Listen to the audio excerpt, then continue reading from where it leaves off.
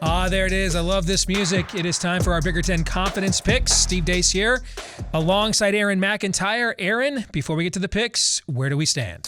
So last week was a bit of a bloodbath for both of us. Yikes. Brutal for both of us, although less brutal for you, as you will see. You missed 4 out of 5. The only one you hit was Wisconsin over Army at your 4 slot, and even that was closer than I think even you were. Yes. You were predicting. I mean, Steve, I've made a decent amount of coin betting against, actually money line against Wisconsin. I bet Michigan and Penn State money line against Wisconsin. This is the first time I bet in favor of Wisconsin on anything. It was a 7-point monster teaser. I don't think that counts as a monster teaser, but it was a 7-point teaser. I thought surely Wisconsin could beat Army by 7 points. The final margin was 6 points because of a late touchdown that the Wisconsin defense. In other words, don't call me Shirley. Yes. Exactly. I also missed Iowa, Nebraska, Indiana. You didn't Rutgers. go over, did you? Nope. I got Wisconsin over Army at the 1 slot, so you beat me by 3 points. So in a week I went 1-4. I picked up 3 points on you. That's we were pathetic.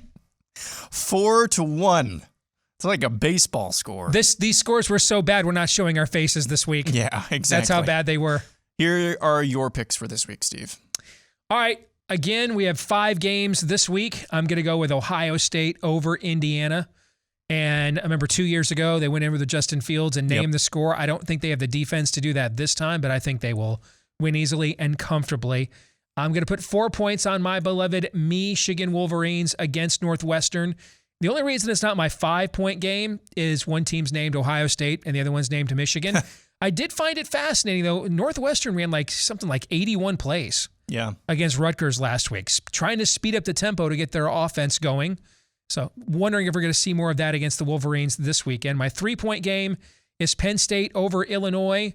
Why isn't this the 5-point game? Well, I don't think Sean Clifford's going to play quarterback for Penn State.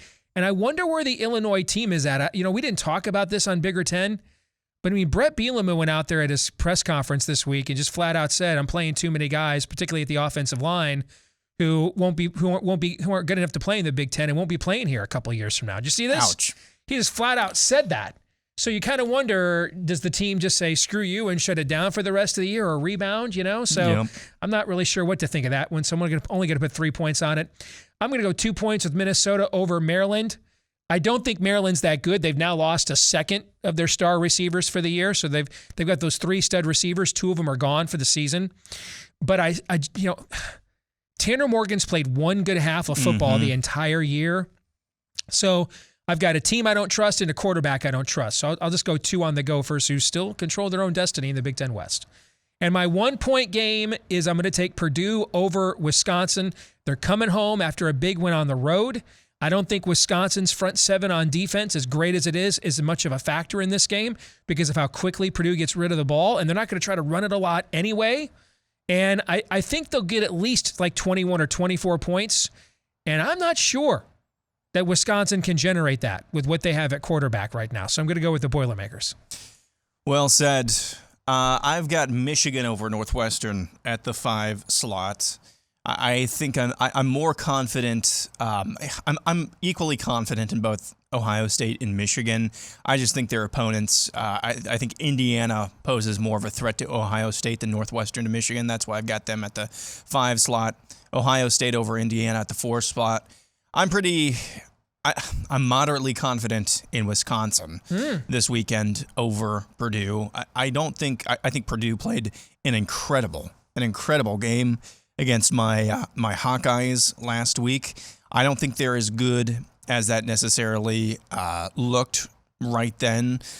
I'm not totally sure if they're going to go with the 3 quarterback look again. And I think Wisconsin, they might be anticipating, hey, this is going to be a lot of throwing it and chucking it around, so we're just going to bring heat every time.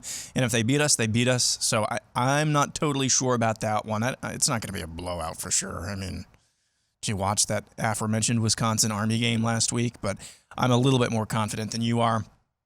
My 2 slot, for the same reasons you gave. Penn State over Illinois. This one should be fairly easy, but I don't know, man. Illinois in a spot you would have never guessed a couple of years ago, knocked off Wisconsin. I don't think that's going to happen here. And I just don't know what they have in Roberson, their quarterback, too, since it looks like, as you said, Clifford's not going to play. Something's a little bit uneasy about this game for me. And then the one slot, honestly, it would be really hard to pick Maryland straight up, but I'm not super confident on Minnesota either. That was a pretty big win for them last week, given the expectations and given you had an opposing coach basically probably coaching for his life as well. So those are my picks for this week. There you have it. Feel free to follow or fade. And based on last week, I'd probably go with the latter. Yeah. Yes. All right, we'll be back again next week. We'll see if it's good enough to show our faces again in this segment or not. Until next week, right here on the channel, Michigan Podcast Bigger 10 and the Confidence Picks for Aaron McIntyre. I'm Steve Dace.